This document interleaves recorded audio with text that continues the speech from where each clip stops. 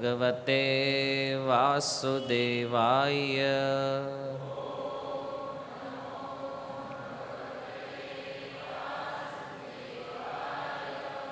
ઓમ નમો ભગવતે વાસુદેવાય.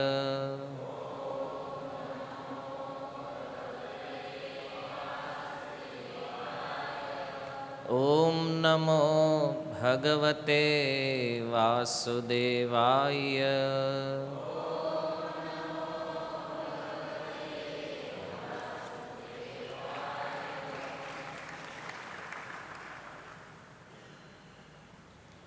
શ્રીમદ ભગવદ્ ગીતા અધ્યાય 1 શ્લોક ક્રમાંક 3. પશ્યેતામ પાંડુપુત્રાણામ આચાર્ય મહતિમ ચમુમ વ્યુઢામ દ્રુપદપુત્રેણ તવ શિષ્યેણ ધીમતા.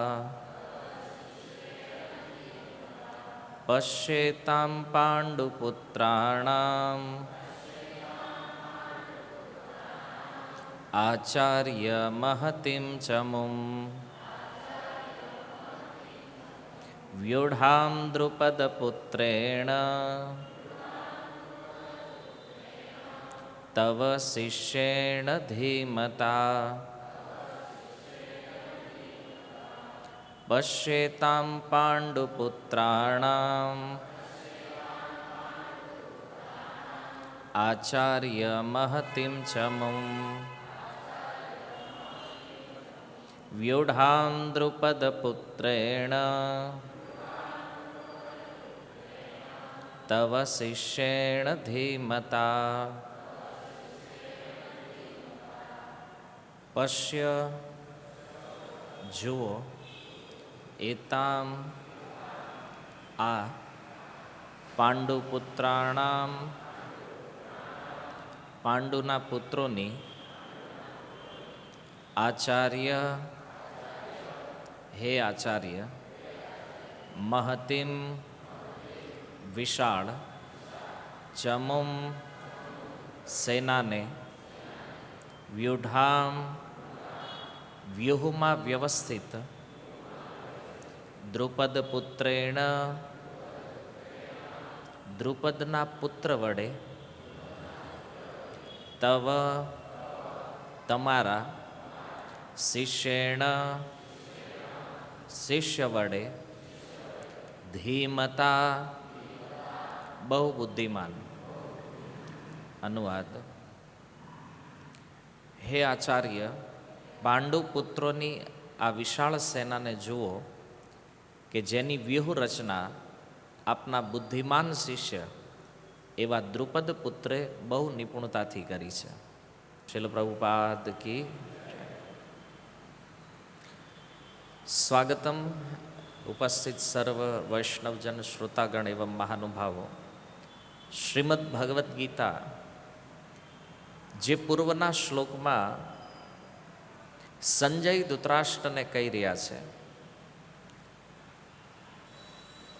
કે દુર્યોધન જ્યારે એમણે પાંડવોની વિશાળ સેનાને જોઈ ત્યારે પોતાના ભયને છુપાવી ન શક્યો અને પોતાના ગુરુ દ્રોણાચાર્ય પાસે જઈ રાજા વચનમ અબ્રવીત. દુર્યોધન કંઈક બોલે છે, દ્રોણાચાર્યને કંઈક વચન કહે છે. તો શું વચનો કહેવામાં આવ્યા છે આ તૃતીય શ્લોકની અંદર સંજય એનું વર્ણન કરે છે. તો સંજય કહે છે પશ્યેતામ પાંડુપુત્રાણામ. જ્યારે એણે પશ્યેતામ દ્રોણાચાર્ય પાસે પહોંચી અને નિર્દેશ આપવાનો પ્રારંભ કર્યો છે. દ્રોણાચાર્યને કહે છે પશ્યેતામ, જો આ સેના જે સામે ઊભી છે આચાર્ય મહતિમ ચમુમ. આચાર્ય દ્રોણાચાર્યને સંબોધન આપે છે કે હે આચાર્ય, તમે આ પાંડુ પુત્રોની વિશાળ સેનાને જુઓ જો ગયા શ્લોકની અંદર સેના માટે એક શબ્દ પ્રયોગ થયો તો અનિકમ, પાંડવ અનિકમ, અને આ શ્લોકની અંદર સેના માટે ઓર એક શબ્દ પ્રયોગ થયો ચમુ. તો સેનાની અલગ અલગ સંખ્યાઓને અથવા અલગ અલગ વ્યક્તિત્વને, વિભાગને બતાવવા માટે એક જ સેના માટે અલગ અલગ શબ્દો પ્રયોગ થાય છે. તો દુર્યોધનનું પોતાના ગુરુની પાસે જવું, તો તર્ક એવું કહે છે કે સૈન્યની જે વ્યૂહરચના છે આ સેનાપતિ કરે છે, અને પાંડવોના પક્ષમાં સેનાપતિ કોણ છે? દ્રુપદ પુત્રેણ. દુર્યોધન સંબોધન આપે છે દ્રુપદના પુત્ર, દ્રુપદ પુત્રેણ, અને એનો બીજો પરિચય આપ્યો છે તવ શિષ્યેણ. દ્રોણાચાર્યને કહે આ તમારો શિષ્ય, દ્રુપદનો પુત્ર તો છે પણ એની બીજી વિશેષતા છે એ તમારો શિષ્ય છે, અને ધીમતા. વિશ્વનાથ ચક્રવર્તીપાદ આ ધીમતા શબ્દ ઉપર કહે છે બહુ બુદ્ધિમાન છે, ઇનડાયરેક્ટ કે એ જે સેનાપતિ છે ને એ બુદ્ધિમાન છે. એનો અર્થ કે તમારી અંદર એટલી બુદ્ધિ ઓછી છે, કહેવાનો અર્થ એ છે દુર્યોધનનો. મૂળ જે શ્લોકનો અનુવાદ છે. તો દ્રોણાચાર્યની સેનાનું દર્શન કરાવે છે. પ્રથમ દિવસ મહાભારતના યુદ્ધમાં દ્રુપદ પુત્ર જેનું નામ છે ધૃષ્ટદ્યુમ્ન, એણે વ્યૂહરચના કરી છે.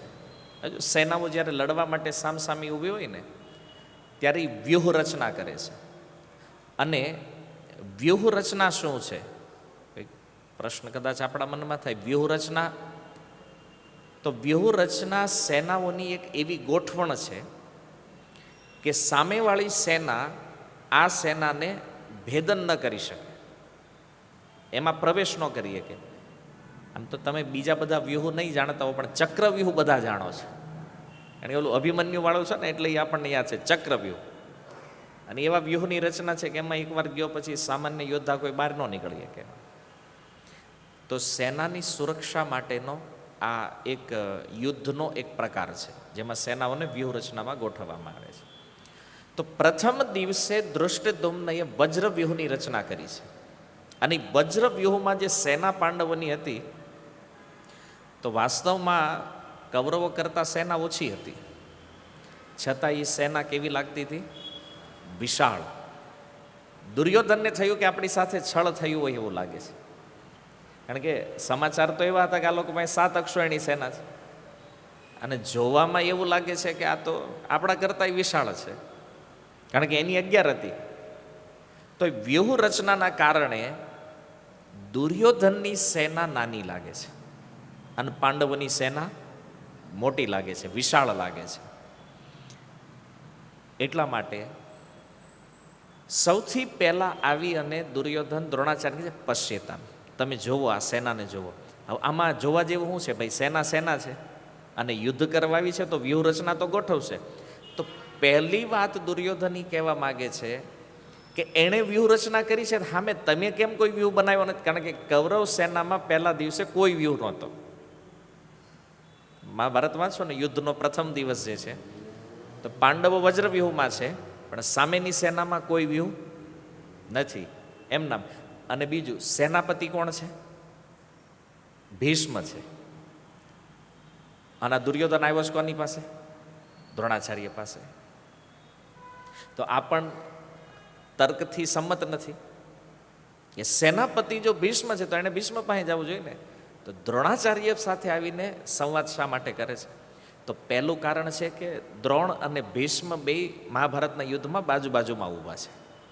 એટલે એને થયું કે જો દુર્યોધનના વિષયમાં પ્રભુપાદ લખે છે મુત્સદ્દીગીરી એટલે કે રાજનીતિ, કૂટનીતિમાં આ દુર્યોધન છે ને બહુ એક્સપર્ટ હતો. આ કોઈને પોતાના પક્ષમાં લેવા હોય ને, પોતાની બાજુ કરવા હોય ને, આપણી ગુજરાતી ભાષામાં હાથ ફેરવવામાં એક્સપર્ટ હતો.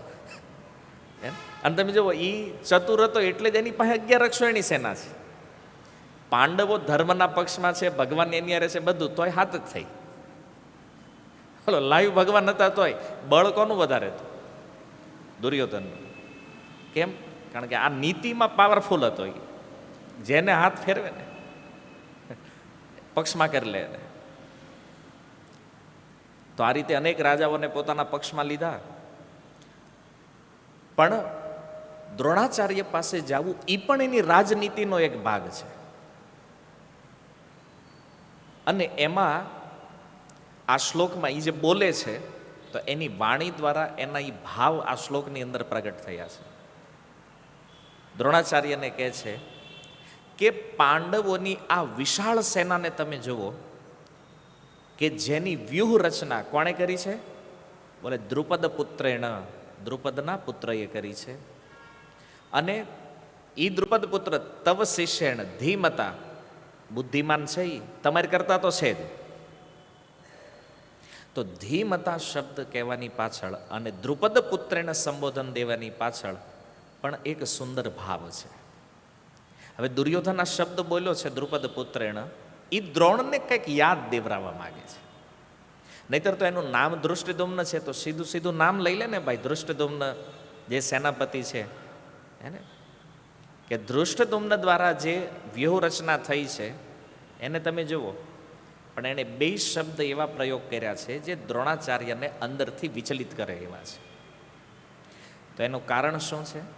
તો પહેલો શબ્દ જે આપ્યો છે દ્રુપદ પુત્રેણ, તો આ દ્રોણ જે છે ને, દ્રોણના પિતાનું નામ શું છે જાણો છો કોઈ?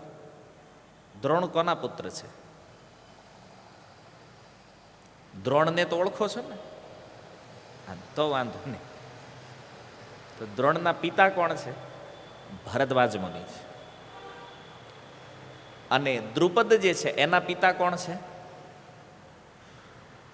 એ નથી ખબર. પ્રિષત, પ્રિષત નામના એક રાજા હતા જેના પુત્ર મહારાજ દ્રુપદ છે. તો ભરદ્વાજ મુનિ અને પ્રિષત જે બે રાજા છે, ભરદ્વાજ ઋષિ છે, પ્રિષત રાજા છે, આ બંને મિત્ર હતા. અને ભરદ્વાજજીના આશ્રમમાં એક સાથે ત્યાં રહેલા, યજ્ઞો કરેલા, એટલે બંનેની અંદર મિત્રતા. અને એ મિત્રતાના પ્રભાવથી દ્રુપદ અને દ્રોણાચાર્યની પણ મિત્રતા થઈ ગઈ, કારણ કે બેયના પિતા મિત્ર હતા. અને પછી ભરદ્વાજજીના આશ્રમની અંદર આ બંને શિક્ષાઓ લઈ રહ્યા છે, બંને ત્યાં વેદ અધ્યયન કરે છે. અને એટલા માટે આ બંને ત્યાં મિત્રતા જામી. અને મિત્રતાની અંદર તો તમે જાણો છો પછી વચનોની આપલે હોય. એક દિવસ મહારાજ દ્રુપદ બેઠા છે અને એને કીધું, દ્રોણ, હું જ્યારે રાજા બનીશ ને ત્યારે મારું જે રાજ્ય છે, મારી જે સંપત્તિ છે, મારું જે સૈન્ય છે, આ બધા ઉપર તારો એટલો જ અધિકાર રહેશે જેટલો મારો છે. કારણ કે આપણે બે મિત્ર છીએ એટલે આપણું બેયનું અડધું અડધું એમ. તો દ્રોણાચાર્યના મનમાં પણ એક ભાવ થયો કે રાજા મિત્ર છે અને આની મિત્રતાના સંગથી જો મને રાજ્ય મળશે તો જીવનમાં કોઈ ફાઇનાન્શિયલ પ્રોબ્લેમ નહીં રહે, આપણે સુખી જીવન થશે. અને આવો વિચાર થયો. ત્યારબાદ ભરદ્વાજ મુનિ એ આશ્રમને છોડીને ગયા. રાજા પ્રિષતનું પણ મૃત્યુ થયું. તો બંનેના પિતાનું જ્યારે મૃત્યુ થયું છે ત્યારે ભરદ્વાજજીનો આશ્રમ ધીરે ધીરે ખાલી થઈ ગયો. અને આ બાજુ દ્રુપદ જે છે એ રાજા બની ગયા. તો એક દિવસ દ્રોણાચાર્ય જોવે છે કે ભરદ્વાજ મુનિના જવાથી આશ્રમનું ફાઇનાન્શિયલ સ્ટેટસ પણ ધીમે ધીમે ડાઉન માંડ્યું થવા. અને એમના વિવાહ થયા કૃપી સાથે, જે કૃપાચાર્યની બેન છે. એમનાથી એક તેજસ્વી પુત્ર થયો જેનું નામ થયું અશ્વત્થામા. પણ હવે બીજા જે બ્રાહ્મણો હતા, જે ધની હતા, એના પુત્રો જે છે ને એને તો દૂધ પ્રાપ્ત થઈ રહેતું, કારણ કે એમની પાસે ગાયો હતી. અને દ્રોણાચાર્ય, એ જમાનામાં ગાય રાખવી કોઈ બહુ મોટી વસ્તુ નહોતી. પણ દ્રોણાચાર્ય પાસે ગાય કેમ નથી? તો એણે વિચાર કર્યો કે કોઈની પાસે જો હું માગવા જાઉં તો ગાય તો મને આપી દે, પણ એની ગાય હું જો લઈને આવી જાઉં તો એનું અગ્નિહોત્ર બંધ થઈ જાય ઘરે. જો પહેલાંના સમયમાં લોકો ઘરે ગાય રાખતા ને તો એનું એક કારણ હતું કે એનું દૂધ, ઘી, એનું છાણ, એનાથી જે અગ્નિહોત્ર કરવામાં આવે છે ને એ હવન પ્રત્યેક ઘરોમાં ચાલતું. તો દ્રોણાચાર્ય વિચાર કર્યો કે કોઈની પાસેથી ગાય માગવી ઉચિત નથી. એણે જો કે આપણે કંઈક બીજો પ્લાનિંગ કરશું. એમાં એક દિવસ એણે જોયું કે આશ્રમના જે અન્ય બાળકો છે ને એ બધા દૂધ પી રહ્યા છે, અને એનો જે બાળક છે અશ્વત્થામા, તો એને પાણીમાં લોટ નાખીને એને કહેતા કે આ દૂધ છે, અને અશ્વત્થામા પી લેતોય અને બહુ પ્રસન્ન થઈને કહેતો મને દૂધ પ્રાપ્ત થયું છે, મને દૂધ મળી ગયું. અને ઓલા લોકો આની મજાક ઉડાવતા. બાળક હતો એ કંઈ સમજતો નથી. દ્રોણાચાર્ય જોઈ ગયા. દ્રોણાચાર્યના મનમાં વિચાર થયો કે ચાલો ગરીબી જે છે ને એ બહુ ખતરનાક વસ્તુ છે. આ દ્રશ્ય જ્યારે એણે જોયું કે મારા પુત્રની આ સ્થિતિ છે તો મારે કંઈક કરવું જોઈએ. એટલે ગયા રાજા દ્રુપદ પાસે. દ્રુપદ પાસે જઈ અને કીધું કે મિત્ર, તને યાદ છે ને આપણે બે સાથે ગુરુકુળમાં હતા. દ્રુપદ જાણે છે આ દ્રોણ છે, છતાં એણે એવો ભાવ પ્રગટ કર્યો કે ઓળખતા જ નથી. હે ને, ઘણીવાર અભિમાન જે છે તો માણસને આંધળો બનાવી દે છે. દ્રુપદે સ્પષ્ટ એવો વ્યવહાર કર્યો કે ઓળખાણ નથી. અરે ભાઈ, ઓળખતા કેમ નથી? ભાઈ, આપણે બંને એક સાથે રહ્યા છીએ અને આશ્રમની અંદર આપણી મિત્રતા હતી, અને તમે કીધું હતું કે તમે જ્યારે રાજા બનશો ત્યારે અડધું રાજ્ય મને આપશો. તો દ્રુપદ કે છે એ વાત તો સત્ય છે, પણ હવે એ મિત્રતા તે સમય પ્રમાણે હોય નહીં. કે ત્યારે આશ્રમમાં હતા, બેયનું લેવલ હરખું હતું. આજે હું રાજા છું, તું એક બ્રાહ્મણ છો, હવે લેવલમાં બહુ અંતર છે. અને મિત્રતા તો સમાનતા જેમાં હોય એમાં થાય નહીં. દ્રુપદ કહે છે મિત્રતા કોનામાં થાય? બેયનું લેવલ એક સમાન હોવું જોઈએ. ક્યાં હવે તારું સ્ટેટસ છે ને ક્યાં મારું, એ બધું ભૂલી જાય હવે. અને એ વખતની બધી વાતોય ભૂલી જાય, કારણ કે આવી મિત્રતા કાયમ માટે હોતી નથી. તો સાથે હતા ને થોડી વાર થઈ ગયો, એ બધી વાતને એટલી સિરિયસ ન લેવાની હોય. અને દ્રોણાચાર્યને કીધું કે તમારે ભોજન કરવું હોય તો તમે જમીન જાવ, એનો વાંધો નથી, પણ આ ડિમાન્ડ જે તમે કરો છો આ ઉચિત નથી. દ્રોણાચાર્યને બહુ અપમાન લાગ્યું અને દ્રોણાચાર્યએ વિચાર કર્યો આનો બદલો તો લેવો પડશે. દ્રોણાચાર્ય ત્યાંથી આવે છે હસ્તિનાપુર, અને આ એના શાળા થાય કૃપાચાર્ય, એના ઘરે રોકાણા છે. ત્યાં રોકાણા ને એક દિવસ આ જે બધા રાજકુમારો છે, પાંડવો કૌરવો રમતા રમતા એક સ્થાન ઉપર ગયા અને ત્યાં જોયું કે એમનો દડો જે છે ને એ કૂવામાં પડી ગયો છે. એટલે બધા રાજકુમારો કૂવાની ફરતા જોવે છે અંદર, કારણ કાઢવો કેમ બહાર. છોકરા નાના નાના. દ્રોણાચાર્યને થયું કે આ મોકો પરફેક્ટ છે. દ્રોણાચાર્ય ત્યાં આવ્યા અને કીધું કે અહીંયા કૂવામાં શું જોવો? બોલે અમારો દડો આમાં પડી ગયો છે, હવે બહાર કાઢવાનો કાંઈ રસ્તો ખૂજતો નથી, અને બહાર કેમ કાઢવો? તો દ્રોણાચાર્ય કહે છે કે આને હું કાઢી દઉં તો એ કે અમારા માટે તો આશ્ચર્ય છે, અમારી પાસે તો કોઈ એવી વિદ્યા નથી કે અમે એને બહાર કાઢી શકીએ. દ્રોણાચાર્ય શું કર્યું, પોતાની પાસે એક અંગૂઠી હતી, એ કાઢીને નાખી દીધી કૂવામાં, વીંટી. તો એટલે કીધું રાજકુમારે તમે વીંટી કેમ અંદર નાખી? બોલે દડોય નીકળશે ને વીંટી નીકળશે. તો રાજકુમારોને આશ્ચર્ય થયું કે આ કઈ રીતે કૂવામાંથી બહાર કાઢવાના છે. એટલે દ્રોણાચાર્ય કીધું એક કામ કરો, જો હું તમને અહીંયાથી આ બંને વસ્તુ બહાર કાઢી દઉં તો આ સમાચાર તમારે પિતામહ ભીષ્મને જઈને આપવાના છે. અને પછી દ્રોણાચાર્યએ કીધું કે ઘાસ લઈ આવો. એટલે ઘાસની સળીઓ લઈને આવ્યા, એને અભિમંત્રિત કરી અને એ સળીઓથી દડો બહાર કાઢી લીધો. તો બધા રાજકુમારો પ્રસન્ન કે આ વિદ્યા તો અદ્ભુત છે, આ કલા તો આપણને આવડતી નથી. અને પછી કે ઓલી વીંટી, દ્રોણાચાર્યએ બાણનો પ્રયોગ કર્યો અને ધનુર્વિદ્યાના પ્રભાવથી વીંટીને પણ બહાર કાઢી લીધી. અને રાજકુમારોને આશ્ચર્ય થયું. ભાગતા ભાગતા ગયા પિતામહ ભીષ્મ પાસે જઈને કે કોઈ બ્રાહ્મણ છે ને એણે આ રીતે અમારો દડો અને એની વીંટી બેય કૂવામાંથી બહાર કાઢી લીધું આટલું આસાનીથી. તો પિતામહ ભીષ્મ સમજી ગયા કે દ્રોણાચાર્ય સિવાય બીજું કોઈ ન હોય. શું કામ? કારણ કે દ્રોણાચાર્યને પણ જે દિવ્ય અસ્ત્રની વિદ્યા છે ને એ કોનાથી પ્રાપ્ત થઈ છે? પરશુરામજીથી. અને ભીષ્મ પણ પરશુરામજીના શિષ્ય. તો પરશુરામજીએ જ્યારે નક્કી કર્યું કે એની પાસે જે કાંઈ ધન આવ્યું છે એ બધું બ્રાહ્મણોમાં વિતરિત કરી દે અને કશ્યપ મુનિને આખી પૃથ્વી દાન કરી દીધી. તો એ સમયે દ્રોણાચાર્યને ખબર પડી કે પરશુરામજી દાન કરે છે તો આપણે પહોંચી જાય. પણ એ સમયે પરશુરામજી મહેન્દ્ર પર્વત ઉપર જઈ રહ્યા હતા. જે સમયે દ્રોણાચાર્ય એમની પાસે પહોંચ્યા અને કીધું કે મારી પણ કંઈક યાચના છે તમારી પાસે, તો પરશુરામજી કે જે હતું એ બધું આપી દીધું, હવે કાંઈ છે નહીં. હવે મારી પાસે આ દિવ્ય અસ્ત્રો છે અને મારી તપ વિદ્યા છે, બીજું કાંઈ નથી મારી પાસે. તો દ્રોણાચાર્ય કે આ દિવ્ય અસ્ત્ર મને આપો. અને પછી એમણે પરીક્ષા કરી દ્રોણાચાર્યની, અને જે પરીક્ષામાં ઉત્તીર્ણ થવાના કારણે એમને આ સુંદર અવસર પ્રાપ્ત થયો, પરશુરામજીથી આ શસ્ત્ર પ્રાપ્ત. પિતામહ ભીષ્મ જાણે છે કે દ્રોણાચાર્યની ધનુર્વિદ્યા કેવી છે, એ કેટલા પાવરફુલ એક્સપર્ટ છે. એટલે એ સમજી ગયા કે દ્રોણાચાર્ય સિવાય બીજું કોઈ હોય નહીં. અને પાંડવોના આચાર્ય તરીકે એમની નિમણૂક કરવામાં આવી. ગુરુકુળની અંદર પાંડવોને કૌરવોની વિદ્યા શીખવી રહ્યા છે. હવે વિદ્યા શીખવતા શીખવતા જ્યારે સમય વ્યતીત થયો અને દ્રોણાચાર્યને લાગ્યું કે હવે આ બધા કુમારો એક્સપર્ટ થઈ ગયા છે, તો એને થયું આની પરીક્ષા કરો. તો પરીક્ષા લેવામાં આવી. બધાના બળ પરીક્ષણ થયા, બુદ્ધિનું પરીક્ષણ થયું, શસ્ત્ર વિદ્યા, શાસ્ત્ર વિદ્યા. અને દ્રોણાચાર્યને થયું કે બસ હવે બધું પરફેક્શન આવી ગયું છે. પછી એણે કીધું હવે તો કે ગુરુ દક્ષિણા. હવે ટાઈમ, કારણ કે ભણી લીધું પછી ફી દેવાની હોય ને. અત્યારે પહેલાં લઈ લેશ ફી, ત્યારે દક્ષિણા પછી આપવામાં આવતી હતી.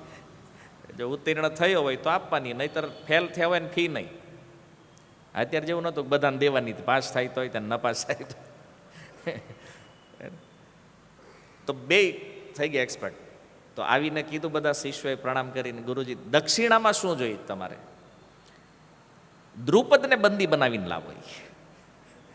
બોલે અપમાન કર્યું છે ને, આજે એને હું બરાબર એને દંડ મારે આપવાનો, દ્રુપદને બંદી બનાવવાનો છે. તો દુર્યોધનને થયું કે નહીં, આ કામ તો મારે જ કરવું છે. એને આમ થાય મૂર્ખ હોય ને પહેલાં દોડવા માંડે ગમે ત્યાં. પેલા કે એક તો અડધું સાંભળે પૂરી વાત, મૂર્ખ કોઈ બી પૂરી વાત સાંભળે નહીં. અને એને થયું કે પેલા પાંડવો જાય ને અર્જુન જાય ને પહેલાં હું પહોંચી જાઉં. અને આમાં દુર્યોધન જાણતો હતો કે સર્વાધિક પ્રિય શિષ્ય કોણ છે? અર્જુન છે. અને દ્રોણાચાર્ય વચન લીધેલું, દુનિયાનો શ્રેષ્ઠ ધનુર્ધર બનાવીશ તને. એટલે દુર્યોધનને થયું કે અર્જુન જાય પહેલાં હું જ જઈને બંદી બનાવીને લઈને આવું છું. તો આ તો પહોંચ્યા અને દ્રુપદને ખબર પડી કે આ કૌરવો જે છે એ આક્રમણ કરી રહ્યા છે પાંચાલ દેશ ઉપર.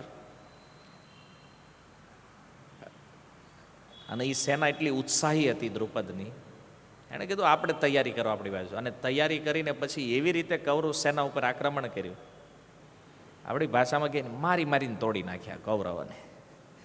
હે ને, એવા માર્યા, પછી બંદી બનાવી લીધા બધાને. દ્રોણાચાર્ય જોયું કે આ નીકળ્યા હતા ગુરુ દક્ષિણા દેવા હાટુ, દ્રુપદને બંદી બનાવ, ખુદ બંદી બનીને બેઠા છે.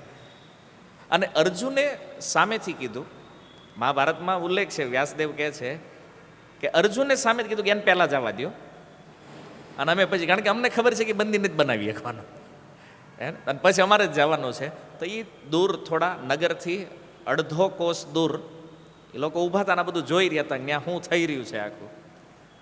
અને આ જ્યારે બંદી બન્યા કૌરવ, ત્યારે આ પાંડવો નીકળ્યા દ્રોણાચાર્યની આજ્ઞા લઈને. એને કીધું ગુરુદેવ તમે અહીંયા રહ્યો, અમે હમણાં આવીએ છીએ. અને આવ્યા આ બાજુ આ 5 વ્યક્તિ, થોડીક નાની એવી સેના પણ એમની સાથે હતી. તો દ્રુપદને તો એમ હતું કે આ કૌરવોને બંદી બની તો બધા ઉત્સવ માંડ્યા મનાવવાની, પણ એને ખબર નથી કે વાહે બીજી સેના આવી રહી છે. એટલે પાંડવોને જ્યારે આવતા જોયા ને પછી તો દ્રુપદને કંઈ તૈયારીનો ટાઈમ નહોતો. અને એ અર્જુનના ગાંડી સામે ટકવું તો અઘરું હતું ને. અર્જુનની જે વિદ્યા છે, અને આજે તો ગુરુ દક્ષિણા આપવાની છે. અર્જુન એવું ભયાનક પરાક્રમ, ખાલી યુધિષ્ઠિરને હારે ન લઈ ગયા, એને કીધું તમે ગુરુજી હારે રહ્યો અહીંયા. સહદેવ નકુળ બે રથના રક્ષક તરીકે અને સેનાની રક્ષા માટે આગળ ભીમ ને રથ ઉપર અર્જુન, ચારેય ભાઈઓ ગયા. અને ભીમની ગદાનો પ્રહાર તો તમે જાણો છો. પછી એ ધનાધન હાથીઓને એમ પાડી દે, ઓલા રમકડાના હાથી તોડી નાખે એમ, બધા ઓલાના રથ ને હાથી ને બધું. અને આ બાજુ અર્જુનના બાણ દ્રુપદને આસાનીથી બંદી બનાવી લીધા. અને ભીમ તો હજી લડવાના મૂડમાં હતા. એ કે બધું એ કે પતાવી જ દે. અર્જુન કે ભાઈ રહેવા દો, આને બંદી બનાવવાનો છે, આ બંદી બની ગયા છે, આપણે ગુરુ પાસે લઈ જઈને બાકીનું છે એમનામ રહેવા દો. કારણ કે ભીમને એમ હતું કે હજી લડી લઈએ, આજ અમથું પરાક્રમ દેખાડવું છે. પણ અર્જુને ના પાડી. તો અર્જુનની વાત માની અને ભીમસેન દ્રુપદને બંદી બનાવીને દ્રોણાચાર્ય પાસે લાવે. પણ હવે જો વ્યવહાર તમે જુઓ, દ્રોણાચાર્ય પાસે જ્યારે એને બંદી બનાવીને લાવ્યા દ્રુપદને, ત્યારે પણ દ્રોણાચાર્ય શું કહે છે? જેવા દ્રુપદ એની સામે આવ્યા છે ત્યારે કહે છે, મિત્ર, ભલે તું મિત્રતા ભૂલી ગયો છો, પણ હું ભૂલ્યો નથી. હું આજે પણ મારા એ વચન ઉપર અફર છું. કીધું ને, અડધું અડધું રાજ્ય અને મિત્રતા સમાન વ્યક્તિમાં હોવી જોઈએ. તો આ પાંચાલના બે વિભાગ થશે. ઉત્તરનો રાજા હું બનીશ અને દક્ષિણનો રાજા તું બનીશ. કારણ કે તે કીધું ને સમાનતા, હવે બેયની પાસે અડધું અડધું રાજ્ય, તો હવે તો મિત્રતા થાય ને બેયની વચ્ચે. તું એવું નહીં માનતો કે તને બંદી બનાવ્યો છે તો મૃત્યુદંડ આપીશ. મિત્રતા થશે બેયની વચ્ચે સમાન. મારી અંદર આજે પણ તારા માટે એટલો પ્રેમ છે. આ દ્રોણાચાર્યની ઉદારતા છે. એની ઉદારતાનો ગુણ છે દ્રોણાચાર્યનો. જો બ્રાહ્મણ, ઉદારતા, સરળતા, આ દ્રોણાચાર્ય બધા ગુણોથી પરિપૂર્ણ છે. આચાર્ય છે ને, અને દ્રુપદ પ્રત્યે એનો આ ભાવ છે. ભલે એણે અપમાન કર્યું છે, અપમાન કરીને જ કાઢી મૂક્યા છે, છતાં બે જ્યારે મળ્યા છે તો જુઓ દ્રોણાચાર્ય શું કહે છે. નકર બીજો કોઈ તે અપમાન કર્યું તો ના, હવે તને મૃત્યુદંડ આપીશ. અને કળિયુગના રાજાઓ હોય તો એ કરે. દ્વાપર યુગની ઘટના છે. દ્રુપદને મૃત્યુદંડ નહીં, અડધું રાજ્ય પાછું આપ્યું એને. અને પછી કાંપિલ્ય નામનું નગર વસાવી અને દ્રુપદ ત્યાં રાજા બન્યા છે. ઉત્તરના ભાગનું શાસન દ્રોણાચાર્ય કરે છે. અને આ રીતે પછી તો બંને પોતપોતાના ઘરે વયા ગયા. આને ગુરુ દક્ષિણા પ્રાપ્ત થઈ. આમ લાગે કે વાર્તા અહીં પૂરી થઈ ગઈ, પણ દ્રુપદને હજી મનમાં શાંતિ ન થઈ. યારું અડધું રાજ્ય દ્રોણે લઈ લીધું છે અને આ દ્રોણાચાર્યને તે આ અપમાનનો બદલો ચૂકવવો પડશે. એટલા માટે એણે નક્કી કર્યું કે એક એવો યજ્ઞ કરું અને યજ્ઞ કરી અને એવા પુત્રને ઉત્પન્ન કરવું જે દ્રોણાચાર્યના મૃત્યુનું કારણ બને. ગયા બ્રાહ્મણો પાસે ને કીધું કે મારે આવો એક યજ્ઞ કરવો છે. તો એના નગરમાં જેટલા બ્રાહ્મણ હતા ને બધાએ ના પાડી દીધી કે આવું થશે નહીં. કેમ? બોલે દ્રોણાચાર્ય જેવા મહાન અને ઉદાર વ્યક્તિત્વ અને એના મૃત્યુ માટે યજ્ઞ અમે નહીં કરાવીએ. પછી તો એક પછી એક ગામની અંદર ફરતા ફરતા દ્રુપદ બ્રાહ્મણોને શોધે છે, કોઈ એવો બ્રાહ્મણ મળે જે યજ્ઞ કરાવે. પણ દ્રોણાચાર્યના ગુણ એવા હતા કે કોઈ બ્રાહ્મણ હા પાડતો નથી યજ્ઞ કરવા માટે. દ્રોણાચાર્યના મૃત્યુ માટે કોણ યજ્ઞ કરાવશે? અને અંતે એક સ્થાનમાં આવે છે, એક ગામ જે આખું ગામ બ્રાહ્મણોનું, બધા અગ્નિહોત્રી વેદપાઠી બ્રાહ્મણો છે. અને એમાં બે ભાઈઓ રહેતા હતા, એનું નામ હતું યાજ અને ઉપયાજ. તો આ જે બંને ભાઈઓ છે એમાંથી એક ભાઈ જે નાના ભાઈ છે ઉપયાજ, એની પાસે ગયા દ્રુપદ. એની ખૂબ સેવા કરી અને સેવા કરી અને એ બ્રાહ્મણે કીધું કે મને તમે યજ્ઞ કરાવો એક, કે જેનાથી હું આ દ્રુપદનું જે અપમાન, એટલે કે મારું જે અપમાન થયું છે એનો બદલો લેવા માટે મારે દ્રોણાચાર્યનો વધ કરવો છે, તો એવો પુત્ર મને પ્રાપ્ત થાય. તો ઉપયાજ જે છે એણે કીધું કે જો આ રીતે ક્યારેય કોઈની હત્યા, કોઈને મારવાના સંકલ્પથી યજ્ઞ કરાય નહીં. અને દ્રોણ તો એટલા મહાન બ્રાહ્મણ છે, તો હું આ નહીં કરાવી શકું. ફરીને સેવા ચાલુ કરી, 1 વર્ષ સેવા ચાલુ કરી બ્રાહ્મણની. અને પુનઃ જ્યારે સેવાથી ઉપયાજ પ્રસન્ન થયા, દ્રોણને કીધું કે કંઈક વરદાન માગી લે. તો કે મારી ઈચ્છા તો એની ઈચ્છા છે ગુરુદેવ, જે તમે પહેલાં સાંભળી છે, દ્રોણાચાર્યનો વધ. તો કે એક કામ કરો, હું તો આ નહીં કરાવું, પણ મારો ભાઈ જે છે ને એ આ કરશે. અને જ્યારે એણે ના પાડીને તો દ્રુપદે થોડીક લાલચ આપવાની ટ્રાય કરેલી કે હું તમને 1 અર્બુદ ગાયનું દાન કરીશ. 1 અરબુદ ગાય એટલે 10 કરોડ ગાય દાનમાં આપીશ જો તમે મને આ યજ્ઞ કરાવશો તો, દક્ષિણાના રૂપમાં. તો ઉપિયાજ કહે છે મને દક્ષિણાની કોઈ લાલચ નથી, પણ આ કાર્ય મારા માટે તો સંભવ જ નથી, પણ મારો ભાઈ જે છે ને એ આમાં આવશે લાલચમાં થોડો, કેમ? કારણ કે એમાં એવો સ્વભાવ છે. તો કે તમે બે ભાઈ છો, તમે નથી કરાવતા તો એ શું કામ કરાવે યજ્ઞ? તો કે બન્યું મારા આશ્રમમાં એક દિવસ કેરી પડી. મારા આશ્રમમાં એક ઝાડ છે ને, તો આંબા ઉપરથી એક કેરી પડી. હવે કેરી પડી એટલે એને ઉઠાવીને એણે ખાઈ લીધી. હકીકત શું છે કે પહેલાં રસ્તામાં પડેલી કોઈ પણ વસ્તુ ઉઠાવી લ્યો તમે, તો પહેલાં તો એની શુદ્ધિકરણ કરવું જરૂરી છે. પહેલો એ જાણવું જોઈએ કે એની ઉપર માલિકી હક કોનો છે. તો એણે કાંઈ વિચાર ન કર્યો કે ભાઈ આ આશ્રમ કોનો છે, ઝાડ કોનું છે, કેરી કોની છે, માલિકીનો કોઈ વિચાર નથી કર્યો. બીજું શુદ્ધિ અશુદ્ધિનો વિચાર કર્યા વગર ખાઈ લીધી. આ જો તમે શાસ્ત્ર જુઓ ને તો આ બહુ સૂક્ષ્મ વિચારધારા છે આચરણની. હવે અત્યારે કંઈક મળ્યું હોય તો કોઈ વિચાર કરે છે કોનું છે, એ ઉપાડી લ્યો, એ કે ગમે એનું હોય, આપણે મળ્યું એટલે આપણું. આ કળિયુગ છે ને. પણ જો પહેલાંના સમયમાં આચરણ જે છે ને એ કેટલું સૂક્ષ્મ સિદ્ધાંત ઉપર ડિપેન્ડ છે. જો એક કેરી ઉઠાવી લેવાથી એણે જોઈ લીધું કે મારા ભાઈનો સ્વભાવ કેવો, ભાવ કેવો, એ કે એ આવશે લાલચમાં, એની પાસે જ આવતા. અને હકીકત એવું થયું, એ જ્યારે યાજ નામના બ્રાહ્મણ પાસે આવ્યા અને એણે કીધું કે 1 અરબુદ ગાય આપીશ દક્ષિણામાં જો યજ્ઞ કરાવશો તો. હાલો, એ કે આપણે રેડી. થઈ ગયા તૈયાર, આવ્યા અને યજ્ઞમાં એ આહુતિઓ આપી અને એક સુંદર કવચ, કુંડળ, અસ્ત્ર શસ્ત્ર ધારણ કરેલો એક સુંદર યુવાન પુત્ર પ્રગટ થયો. અને એ પુત્ર જ્યારે પ્રગટ થયો, દેવતાઓએ ભવિષ્યવાણી કરી કે આ એ જ પુત્ર છે કે જેના દ્વારા દ્રોણાચાર્યનો વધ થશે. અને દેવતાઓનું પ્રયોજન સિદ્ધ કરવા માટે જે જે ક્ષત્રિયોનો વધ જરૂરી છે એ બધા ક્ષત્રિયોનો આ પુત્ર વધ કરશે. આનું નામ થશે ધૃષ્ટદ્યુમ્ન. દેવતાઓએ નામ આપ્યું છે. ધૃષ્ટ માને દ્રઢ, કઠોર, અને દ્યુમ્ન માને અગ્નિની જે દ્યુતિ છે, જે જ્વાળાઓ છે ને એને દ્યુમ્ન. અગ્નિમાંથી જેનો જન્મ થયો છે, જે વજ્રની સમાન કઠોર ભાવવાળો છે, એનું નામ થયું ધૃષ્ટદ્યુમ્ન. અને સાથે સાથે દેવતાઓએ ઓર એક કૃપા કરી કે એ પુત્ર જે ઉત્પન્ન થયો છે ને એની સાથે સાથે કન્યા પણ પ્રગટ થઈ છે. વ્યાસદેવ મહાભારતમાં કહે છે સર્વાંગ સુંદર કન્યા, અને અગ્નિની જ્વાળાઓથી પ્રગટ થઈ છે, એકદમ યુવાન કન્યા છે. દેવતાઓએ કીધું આનો વર્ણ શ્યામ છે, એટલા માટે આનું નામ કૃષ્ણા થશે. આ બંને અયોની જ છે, આના માતા પિતા નથી, કોઈ સીધા અગ્નિથી ઉત્પન્ન થયા છે.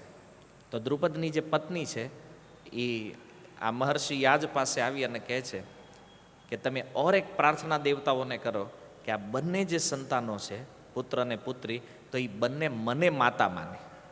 કારણ કે અગ્નિથી ઉત્પન્ન થયા છે ને, તો એને ખબર નથી માતા પિતા કોણ છે. તો એ આહુતિ આપી, જેના કારણે એ બંનેના અંદર એ ભાવ થયો કે દ્રુપદ પિતા છે અને એની પત્ની જે છે એ માતા છે. તો આ રીતે જેને આપણે દ્રૌપદીના નામથી ઓળખીએ છીએ, દ્રૌપદી અને ધૃષ્ટદ્યુમ્નનો એ યજ્ઞથી જન્મ થયો. એટલા માટે દ્રૌપદીનું એક નામ યજ્ઞસેની પણ છે, યજ્ઞમાંથી ઉત્પન્ન થઈ છે. એટલે તમે જો કે દ્રૌપદીના બાળપણની કથા નહીં મળે તમને ક્યાંય. તમે સાંભળ્યું દ્રૌપદીનું બાળ ચરિત્ર સાંભળ્યું છે ક્યારે? નથી. કેમ? ડાયરેક્ટ યુવાન પ્રગટ થયા છે, બાળપણ નથી. તો આ બે દિવ્ય સંતાનો જ્યારે દ્રુપદને પ્રાપ્ત થયા અને ત્યારબાદ એ યજ્ઞમાં દ્રોણાચાર્યનું આગમન થાય છે. જ્યારે દ્રોણાચાર્યને ખબર પડી કે દ્રુપદે એક યજ્ઞનું આયોજન કર્યું છે અને આટલો સુંદર યજ્ઞ કર્યો છે, તો આ યજ્ઞમાં દ્રોણાચાર્ય આવે છે. અને દ્રોણાચાર્ય આવી અને કીધું કે આ જે પુત્ર છે ને એને કીધું તું હાલ મારી હારે. ધૃષ્ટદ્યુમ્નને લઈને આવ્યા છે. હવે જુઓ, દ્રોણાચાર્ય જાણે છે કે આ જે પુત્ર ઉત્પન્ન થયો છે ને એના મૃત્યુનું કારણ આ છે, આના કારણે એને મરવાનું છે. છતાં અહીંયા પણ દ્રોણાચાર્ય ઉદારતાનો ભાવ પ્રગટ કરે છે. શું ઉદારતા છે? કે એક આચાર્ય જે છે એ શિક્ષા પ્રદાન કરવામાં ક્યારેય ભેદભાવ કરતા નથી. હવે વિચાર કરો, એને જાણકારી છે કે અમારા મૃત્યુનું કારણ બનવાનો છે, છતાં એને વિદ્યા આપી. અને આ દ્રોણાચાર્ય ઉપર સૌથી મોટો આક્ષેપ એ છે કે એ શિષ્યોમાં પક્ષપાત કરે છે. જો એનામાં પક્ષપાત હોત ને તો એને અહીંયા આચાર્ય શબ્દ જે લાગ્યો છે ને, વ્યાસદેવાનો લગાડે તેને. આચાર્યનો અર્થ છે જે પોતાના આચરણ દ્વારા શિક્ષાને ધારણ કરાવે, કે જે પોતે આચરણ કરે છે અને બીજાને કરાવે છે. આચાર્ય છે, જે એક સામાન્ય વ્યાખ્યા જે આપણે જાણીએ છીએ આચાર્યની. તો ભેદ દ્રોણાચાર્યમાં નથી. અને જો હોત તો જેને ખબર હોય જેનાથી મારે મરવાનું છે એને ભણાવે ખરા? ધૃષ્ટદ્યુમ્નને લઈને ગયા છે કે હું તને યોદ્ધા બનાવીશ, અને ધૃષ્ટદ્યુમ્ન પણ જાણે છે આને જ મારવાનું છે. જીવનનું લક્ષ્ય શું છે? ગુરુને ઉપાડ લેવાના છે. જન્મ જ હાટું થયો છે. જન્મનો ઉદ્દેશ્ય જ છે દ્રોણાચાર્યનો વધ છે, છતાં એને શિક્ષા આપી. અને પક્ષપાતનો દોષ ક્યાં લાગે છે? પક્ષપાતનો દોષ ત્યાં લાગ્યો છે એકલવ્યના પ્રસંગ. એકલવ્ય જ્યારે ધનુર્વિદ્યા શીખવા માટે આવ્યો છે, દ્રોણાચાર્ય એને રિજેક્ટ કરી દીધો છે. હવે આ પ્રસંગને લઈને લોકો દ્રોણાચાર્ય ઉપર બહુ મોટી આંગળી ઉઠાવે છે કે ભાઈ એને શિક્ષા આપી નહીં, અને અહીંયા એણે પક્ષપાત કર્યો છે. રિયાલિટી છે કે પક્ષપાત નથી. પ્રસંગની ગંભીરતા સમજો. આજના જે નિમ્ન વર્ગના લોકો જે છે એને એવું લાગે છે કે આ એકલવ્ય હારે થયું ને એ ખોટું છે, અને અમે બધા એકલવ્ય જ છવી આજે, અને ઉપર બેઠા એ બધા દ્રોણ છે. આ એક મેન્ટાલિટી આવી ગઈ છે, બિલકુલ રોંગ છે. પહેલું તો એકલવ્ય કોઈ નીચી જાતિનો વ્યક્તિ નથી. જરાસંઘનો જે સેનાપતિ છે એનો પુત્ર છે, ક્ષત્રિય છે. બીજી વસ્તુ માની લો એ જાતિ ક્ષત્રિય છે, ઊંચી નીચી, પણ આ એક પરિચય છે એનો કે એ જરાસંઘના સેનાપતિનો પુત્ર છે એકલવ્ય. સેકન્ડ મેટર કે દ્રોણાચાર્ય એને વિદ્યા શું કામ નથી આપી? તો એના બે કારણ છે. પહેલું કે કોઈ પણ વિદ્યા શીખવા માટે શિષ્યની અંદર એક ગુણ હોવો જોઈએ, એ છે શરણાગતિ. કોઈ પણ ગુરુની નિકટ રહેવા માટે, ગુરુની કૃપા લેવા માટે શિષ્યનો પ્રથમ ગુણ છે શરણાગતિ, જે આમાં હતી નહીં. જો એ દ્રોણાચાર્યને ગુરુ માને છે, દ્રોણાચાર્યએ કીધું કે ભાઈ તને વિદ્યા નથી આપવાની, તો એને ત્યારે માની લેવું જોઈએ કે ભાઈ આપણા માટે યોગ્યતા નથી શીખવાનું. પણ એણે ગુરુની અવજ્ઞા કરી છે. એકલવ્યના જીવનનો મોટામાં મોટો દોષ જે છે એ શું છે? ગુરુની અવજ્ઞા. દ્રોણાચાર્ય જ્યારે ના પાડી છે, હવે એને ગુરુ માને છે ને, તો ગુરુ માનવાનો અર્થ શું છે? ગુરુની વાત માનવી. આજકાલ એકલવ્યની તાણ જ નથી. ગુરુ માને, ગુરુની વાત ન માને. આવા છેલ્લા આ કોઈ દી સફળ થાય નહીં. કેમ? એ પોતે હેરાન થઈને કામ નહીં કરે. અચ્છા, આ બધા પ્રશ્નોને જોતા પણ એક પ્રશ્ન તો હજી ઊભો છે કે એને વિદ્યા કેમ ન આપી? હાલો, સમાનતાનો ભાવ જો દ્રોણાચાર્યમાં છે તો શિષ્યમાં તકલીફ છે ને, એણે તો વિદ્યા દેવી જોઈએ. નહીં આપવાનું કારણ શું છે? બોલે એનો ભાવ, એનો સ્વભાવ. પૂર્વના સમયમાં કોઈને વિદ્યા આપવામાં આવે છે ને તો એના પહેલા ભાવને, એના ચરિત્રને જોવામાં આવે છે કે આ વ્યક્તિ વિદ્યાને યોગ્ય છે કે નહીં. કારણ કે અયોગ્ય વ્યક્તિના હાથમાં વિદ્યા આપવાથી પણ એનો દુરુપયોગ કરે છે. અને આજના સમાજમાં જોઈ લો, જે સ્વભાવથી, ચરિત્રથી યોગ્ય નથી અને એને તમે કોઈ પદ આપી દો. માની લો કોઈને આજની એજ્યુકેશન સિસ્ટમની કમી જે છે, અહીંયા કોઈના ચરિત્ર કે સ્વભાવ જોવામાં આવતા નથી. અને એના કારણે ગમે એ ભણો, ગમે એ ડૉક્ટર બનો, અને ગમે એ ડૉક્ટર બનીને શું છે, જે સારા સ્વભાવના લોકો જે છે એ સમાજની ઉપયોગિતામાં આવશે, અને જે દુષ્ટ સ્વભાવના લોકો છે એ સમાજને લૂંટવામાં આવશે. ડૉક્ટર બે ટાઈપના છે, તમે જો. એને કોરોનામાં ખબર પડી ગઈ કોણ હગા છે કે નથી.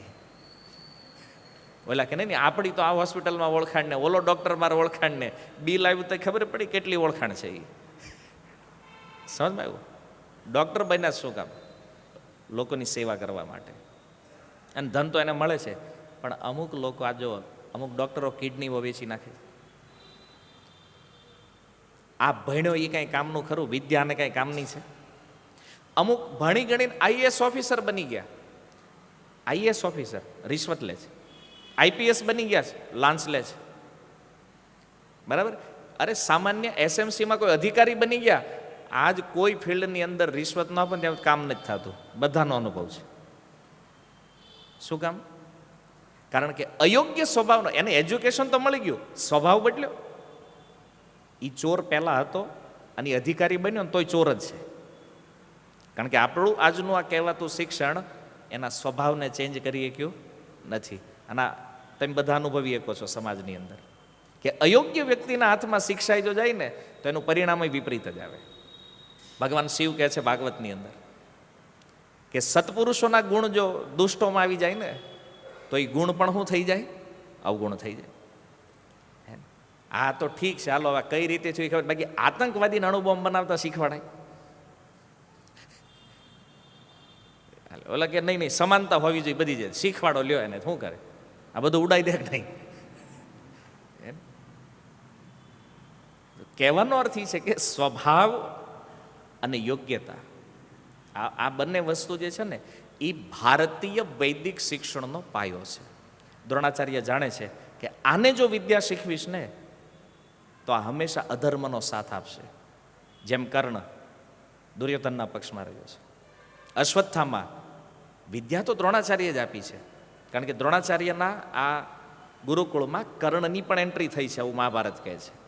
એ પણ ત્યાં વિદ્યા ભણ્યો છે. પણ એ કર્ણ અશ્વત્થામાં તો એનો જ પુત્ર છે, દ્રોણાચાર્ય એને ભણાવ્યો. જો અયોગ્ય છતાં એને વિદ્યા આપી, પરિણામ શું આવ્યું છે? બ્રહ્માસ્ત્ર ખોટી જગ્યાએ વાપરી નાખ્યું. આ થશે. લોકો જે પ્રશ્ન ઉઠાવે છે ને દ્રોણાચાર્ય આમ કર્યું, એ દ્રોણાચાર્ય આપણી કરતા લાખ ગણા બુદ્ધિમાન હતા. લાખ નહીં, અનંત ગણા બુદ્ધિમાન હતા. એને ખબર હતી ધ્યાન નથી દેવા જેવું. કેમ? કારણ કે આ વિદ્યાનો સમાજ માટે દુરુપયોગ. હવે જરાસંઘના ઘરેથી જે આવ્યો છે એ હું સારું કરવાનો સમાજ માટે? ભાઈ છેલ્લે તો ભગવાનને જેને મારવો પડશે ને ભાર વધારશે ખોટો આ પૃથ્વીનો, એટલે એને વિદ્યા નથી આપી. અને તોય ઓલા એ છળ કપટથી વિદ્યા ગ્રહણ કરી છે. એટલે અંગૂઠો માગી લીધો કે આને પહેલેથી થોડોક ઠેકાણે રાખો. વાંધો એવું નથી કે અર્જુનને શ્રેષ્ઠ બનાવવા ઓલા નીચે લઈ ગયા છે, પણ શાસ્ત્રની સહી ઘટનાઓ જે છે અને સહી એનાલિસિસ જે લોકો નથી કરતા એ આવું બધું કાઢે અંદરથી. પછી અને એકલવ્યનો મોટામાં મોટો દોષ જે છે ને એ ગુરુ અવજ્ઞા છે. કારણ કે જો એ સ્વભાવથી યોગ્ય હોત ને તો ગુરુની આજ્ઞાનું ક્યારેય ઉલ્લંઘન કરે. યોગ્ય શિષ્ય ક્યારેય ગુરુની આજ્ઞાનું ઉલ્લંઘન કરતો નથી. અને જે અયોગ્ય હોય ને એ કીધા પછી નથી કરતો. અને આ ઈ છે, સમજ આવ્યું? તો દ્રોણાચાર્યની અંદર કોઈ પક્ષપાત નથી. એની આ શ્લોક એ બતાવે છે કે દ્રોણાચાર્યની એટલી ઉદારતા છે કે જે મૃત્યુ જેના હાથે કન્ફર્મ છે કે આજ મારવાનો છે તો એને વિદ્યા આપી છે. બતાવો, આવું મહાન જે વ્યક્તિત્વ છે એની અંદર કોઈ પક્ષપાતનો દોષ લાવે કે પોતાને જે મારવાનો છે એને વિદ્યા શીખવાડી છે. તો એકલવ્યમાં એ તો પ્રોબ્લેમ નહોતો ને દ્રોણાચાર્યને. એકલવ્યથી દ્રોણાચાર્યને ખતરો નહોતો ને, સમાજ માટે ખતરો હતો, પોતાને જ નહોતો. એને કઈ ધૃષ્ટદ્યુમ્નને વિદ્યા આપવામાં દ્રોણાચાર્યને પોતાને ખતરો છે, પોતાને મરવાનું છે તોય વિદ્યા આપી છે. આ છે બ્રાહ્મણની ઉદારતા, આ છે દ્રોણાચાર્યની ઉદારતા. કોઈ સ્વાર્થ વગર એને વિદ્યા ભણાવી છે. અને એટલા માટે દુર્યોધન એ દ્રોણાચાર્યની આ ભૂલ બાજુ આંગળી કરે છે કે છે તવ શિષ્યણ ધીમતા. આ દ્રુપદ પુત્ર એને કીધું કે જો આ ઈ જ દ્રુપદનો પુત્ર તવ શિષ્યણ, ઈ બુદ્ધિમાન છે. શું કામ? અને ઈ તો બુદ્ધિમાન છે, અરે ઓલા તમારા શિષ્યો પાંડવો જે છે ને ઈ એટલા બુદ્ધિમાન છે. કેમ? કારણ કે ઈ પાંડવો ઈ પણ તમારા શિષ્ય છે. એને ખબર છે કે આ ધૃષ્ટદ્યુમ્ન તમારા મૃત્યુનું કારણ છે, તમે એના ગુરુ છો, તોય એણે સેનાપતિ એને બનાવ્યો. બીજા નહોત રાખી એકતા, આને જ શું કામ રાખ્યો છે? અમે તમારા મૃત્યુનું કારણ છે તોય રાખ્યો છે ને. જો પાંડવોને પણ તમારામાં પ્રેમ નથી ગુરુજી, અને ઓલા ધૃષ્ટદ્યુમ્નને છે જ નહીં, એ તો જો તમારી સામે જ ઊભો છે મારવા હાટું. એટલે આવા વચનો કહી અને આ દુર્યોધન દ્રોણાચાર્યને ઉશ્કેરવા માગે છે. ઘણીવાર છે ને જે થોડા ટૂંકી બુદ્ધિના માણસો હોય ને અહીંયા હલવાય કે સામેવાળો તમને ઉશ્કેરવાની ટ્રાય કરે, અને મોસ્ટ ઓફ 90% લોકો જે છે ને એ વાતમાં આવી જ જાય.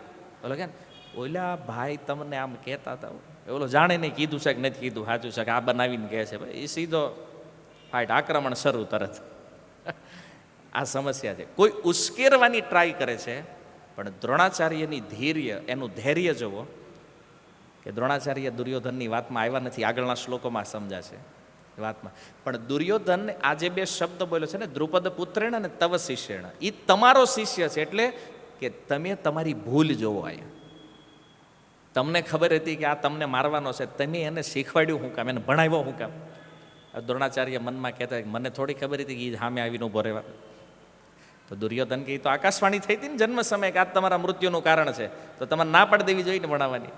પણ આ તમે આ તમારી ઉદારતાના કારણે મને હરવી નાખશો આજે. અને ઇનડાયરેક્ટ પ્રભુપાદ જે તાત્પર્યમાં લખે છે કે દુર્યોધન દ્રોણાચાર્યને એ સમજાવવાની ટ્રાય કરે છે કે ભલે તમે ભૂલ કરી, ધૃષ્ટદ્યુમ્નને તમે વિદ્યા શીખવી, તમારી પહેલી ભૂલ છે. બીજી ભૂલ તમારી એ છે કે તમે જાણતા હતા કે આ તો બસ બધી ન દઈ દેવાય ને, થોડુંક તો કંઈક બાકી રાખવું હતું. પણ મને વિશ્વાસ છે કે એ તમારો શિષ્ય છે, તમે એના ગુરુ છો, એટલે તમે જ એની ઉપર હેવી રહેવાના છો, તમે એને મારી નાખશો.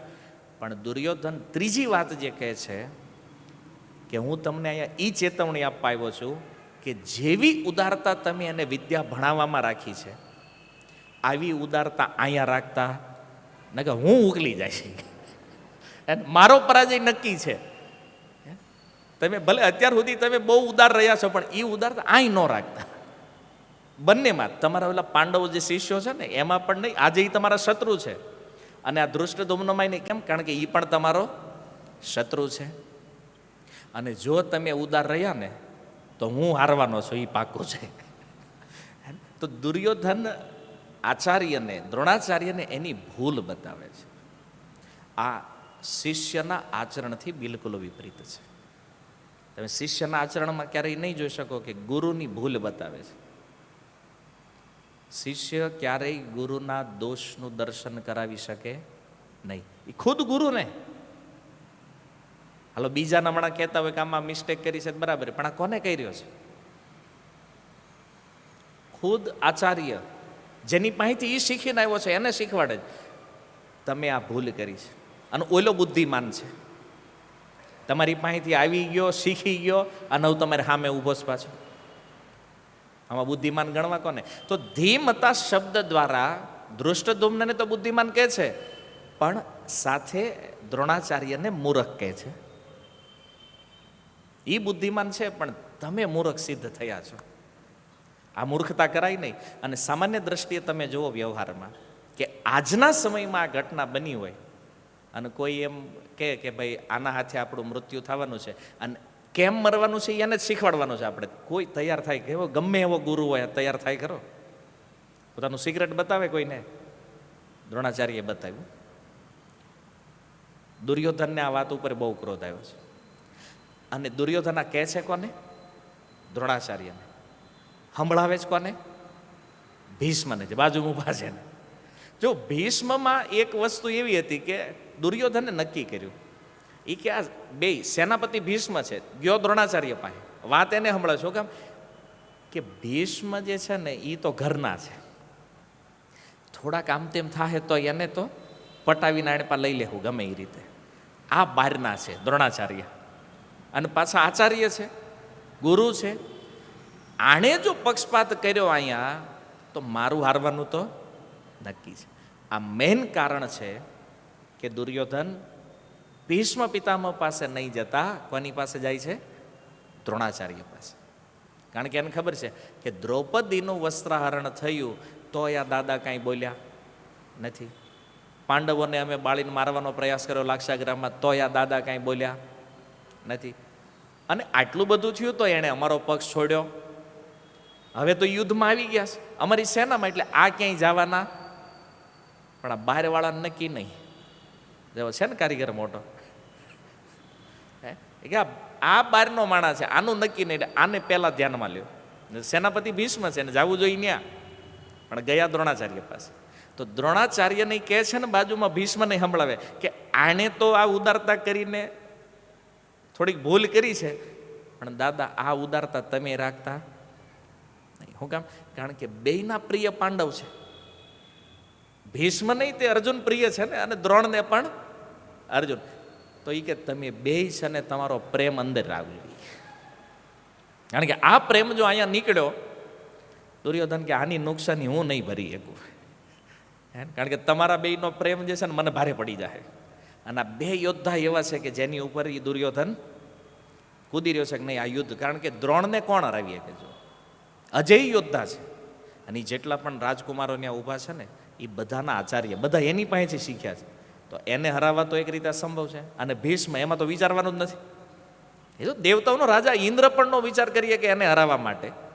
ભીષ્મ એવા યોદ્ધા છે.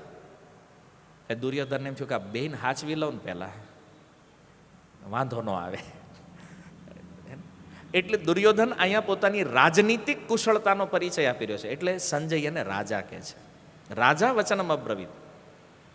એક રાજાનું કર્તવ્ય છે પોતાની સેનાના મનોબળ. અને આ શું કામ કહેવું પડે છે દુર્યોધનને?